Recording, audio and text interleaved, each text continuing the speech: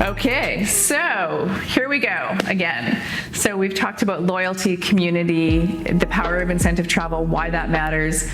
Let's really dig into why incentive travel matters and how values tie into that. So if we look at the power of incentive travel, it is that it's used for retention, loyalty building, growing engagement, giving people those high performance targets to work towards, and ultimately also for recruitment. So you want to go and work somewhere that has, if you have a choice between company A, no incentive travel, maybe you get a bonus, versus a company that does a similar type of work, that you would be doing a similar type of work, but you are in a high performance environment that's rewarded well with incentive travel. That's a better thing. So if we start to look at some of those really specific, let's start with retention. So what are some of the values that can tie into retention from a management level? If you're the leader of the organization, how are you going to use what you know about values? I'm going to flip this around. So we'll talk about retention. Yeah. I have a question for you. Okay. Give me an example of an incentive travel retention program. Ooh, that's a good question. So you would be creating, so typically incentive travel programs are tiered. So you would have, you might start out, you get a certain number of points, you are going to get some merchandise. That's great. I'm wearing the t-shirt. Awesome. Now you might get a little bit of cash, and maybe now I've paid off a credit card bill a little bit, or I've made a little dent on something, but it goes away very quickly. There's sort of no memory associated with that. So now, hey, there's a trip that's, to a place I'm really interested in going. That place is with my family or with my partners, depends on the type of program that a company is offering. But now I have a carrot, and I'm going to work towards that. And ideally, in a well-designed program, my managers are going to work with me. They're going to be checking in, right, checking off those boxes, making sure that I have the tools that I need to be able to, might start at my national sales meeting kickoff. I've given some tools, maybe some new products, some new ways that I can implement, new ways I can sell or market.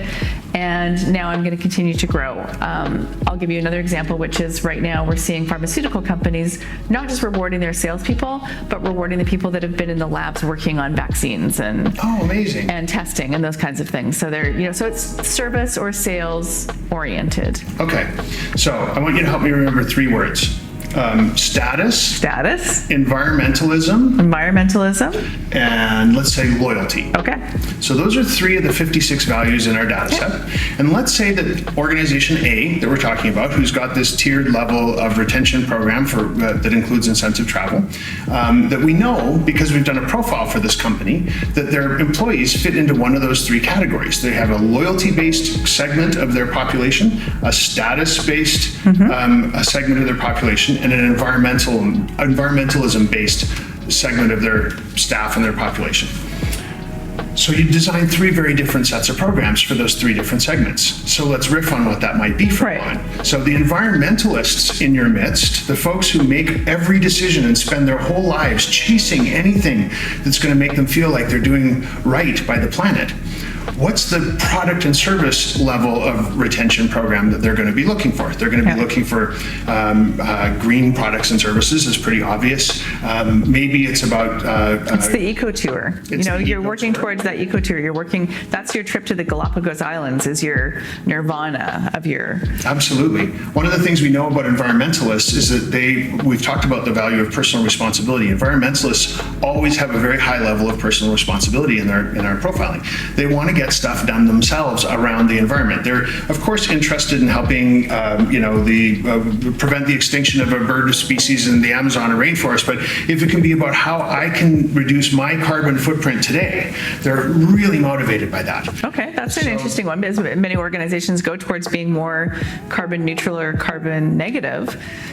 Could your points be coming from those kinds of activities? Could your points be going into putting in some sort of environmentally conscious systems or programs or products in my home? Yeah. Maybe the reward is that you come in and put recycling systems into my home, so that that's what I've earned. I've earned the right to be more environmentally friendly every day, and the company's come in and done that for me. Can you imagine the bond if you knew that these people are motivated primarily primarily by what they can do to help the planet personally every single day. You go into their home as their employer, and you put recycling systems in all the rooms where they and their family hang out, and make it easy for them to feel better about themselves every day. We have a local CEO of a tech company in Vancouver who, for any of his employees who wanted it, when the Teslas came out, gave them money towards the deposit for their Tesla. That's amazing. Right? Perfect. Yeah. Okay, so let's take this into an incentive travel perspective then. What would be, so yes, we want to go to the Galapagos. What else could we possibly be doing that's about environmentalism from an incentive travel perspective? I think green tours, eco tours, those sorts of things, but knowing that they want to be personally responsible about this stuff too. I know there are tours and activities you can go on in Africa, for example, where you participate in scientific studies, where you're counting the rhinos that are left in a certain part of the country. In every part of the world, we can find those kinds of opportunities. And you're right, that is the kind of thing. Every time that we do any kind of an activity that feels like you're giving back, that's where it comes from, that's because it touches people's hearts and their emotions, and they get to feel that they've contributed. I think that's an important piece of it. Okay, so rhino counting in Africa is the environmentalist. Let's go to status. Yes. So for the same group of people, you've reached the same level within this organization, the status-oriented folks, they're not going to want to go rhino counting in Africa. Nobody's going rhino counting in Africa. Yes. The status folks, I have a friend who, the company she worked for, she was a vice president or executive vice president or something like that at this big giant wealth management banking company. And for whatever tier she reached, she and her husband got flown to France, and they stayed in Paris for a little while. But the big treat, the event, was that the company had rented Versailles. Yes. And there was a dinner table in the Hall of Mirrors, and they all got to sit in there and have a meal in what was Louis XIV's dining room. That's amazing. No, you can't. And if you've ever been in the Hall of Mirrors on a tour when there's 8,000 people there, having it private, it's the Sistine Chapel. So it's the private tours through the Sistine Chapel. It's about, status is about having access to something other people don't have access to. Right. And talk about that too. Yes. Yeah. It's the weekend at Richard Branson's Necker Island for your entrepreneurial summit. It's, and which ties into personal growth and status. Yeah. So I think that there's some really interesting. Then let's go to loyalty. If you knew that a segment of your workforce was really interested in loyalty, we've already covered, let's say your workforce comes in there's three flavors. There's environmental folks, there's status folks, and the last flavor is loyalty folks. So people who spend their lives chasing anything that feeds their need for and their belief in loyalty as a value. So some of the things we know about loyalists, they like routines and procedures. They are loyal to a certain way of going down the road. Big changes and big adventures and big new experiences, that's change from it's the uncomfortable, things I'm loyal to, right? Which doesn't make an incentive. So maybe for these folks, it's about the ultimate stay-at-home vacation. Maybe not stay at home, but like local vacation. Like here in where we live in British Columbia, it would be about how can they explore the province they already know, but on the boss's dime in a way that is like way above what they. And then you would feel like you're supporting your local economy, and maybe you're doing your private wine dinners that are in our Okanagan vineyards and our So loyalty can come out in that way. I would say the other thing that would be important to that group of people is to have the senior executives that they feel loyal to would need to be with them on those trips. I want to be with the CEO when I go and have that trip if I'm a loyalist. If I'm an environmentalist, it'd be nice if the CEO comes along, but it's not a big deal because it's really about me and the rhinos. The status thing, I'm at Versailles. I mean, the CEO might want to be here, good for him, but it's about me being here. For this group though, for the CEO to show loyalty and be here with me is massively motivating, and knowing in advance that the CEO is going to come to this thing where we're going to support the local economies, we're going to go into a small town in the Okanagan and stay at the winery, and we're going to pour some cash in there and help those folks with their recovery process.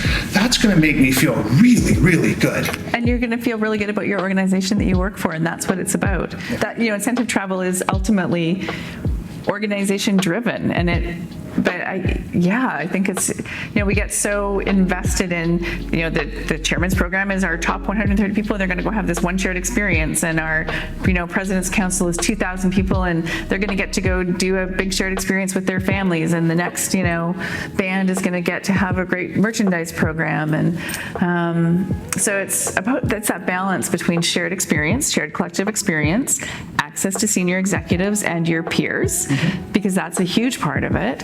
And then it's, but it is also about truly thinking about how to personalize in a way that is tied to not high adventure or, I've written zillions of RFPs, responses to programs requests as a creative director at a destination management company, and you get the same brief. They're 30 to 60 years old, maybe 35 to 60 years old. They, some of the younger people like to have, a high adventure option, and, everybody likes, it's every brief for 5 years is exactly the same. Are you kidding? That makes zero sense to me. I was marketing, and every brief I got was we're chasing wealthy boomers. Right. Perfect. They're all the same, right? They're all the same, and they all want to live in exactly the same kind of place and have exactly, no, they don't. Yeah. We're not vanilla, and I think that's what makes the Valuegraphics so interesting, is that we're not vanilla. We're Neapolitan. There you go. At the very least, we're Neapolitan. Tiger stripe, Neapolitan. And now, we're on top of each other. Let's, you know what? Next episode, we're going to go into gelato. How's that? Okay, sounds good. Excellent. Yeah. Thanks, David. Thank you.